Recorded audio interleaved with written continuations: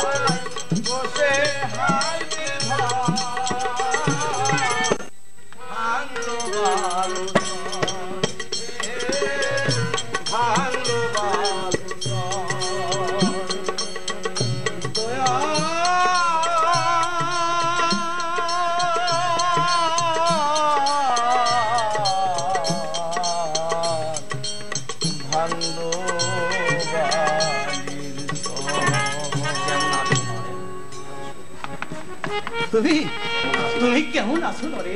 তোমরা কেমন আছো? জানি না হারান্দা, বছর চারিকের মধ্যে কোনো খবরই রাখি না। আচ্ছা আচ্ছা, তুমি চন্দ্রদের খবর জানো?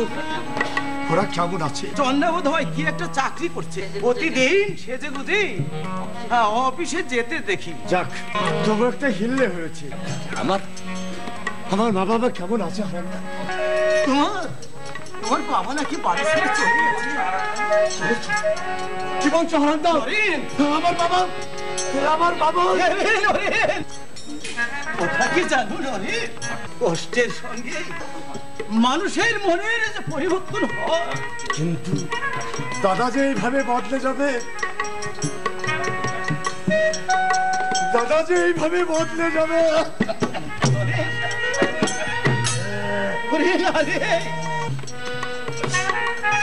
তোমার কাকুটা তো ভালো ঠেকছে না।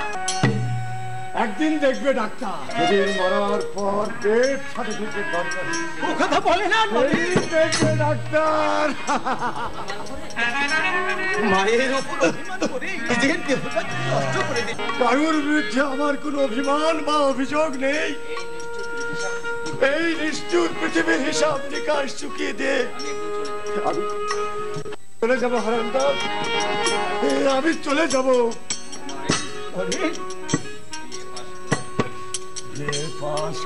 একটা ভদ্র গোছের চাকরি পেলাম না, বাঁচবার সমস্ত দ্বার রুদ্ধ, দিলে দিলে আমার মৃত্যু হলো।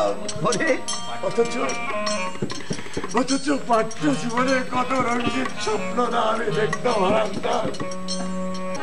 মানুষত্বার কোনো দাম নেই। এই ধনতান্ত্রিক সমাজ উষ্ণে যাক, উচ্ছন্নে যাক। ভাগ্যের উপর কারো কোনো হাত নেই।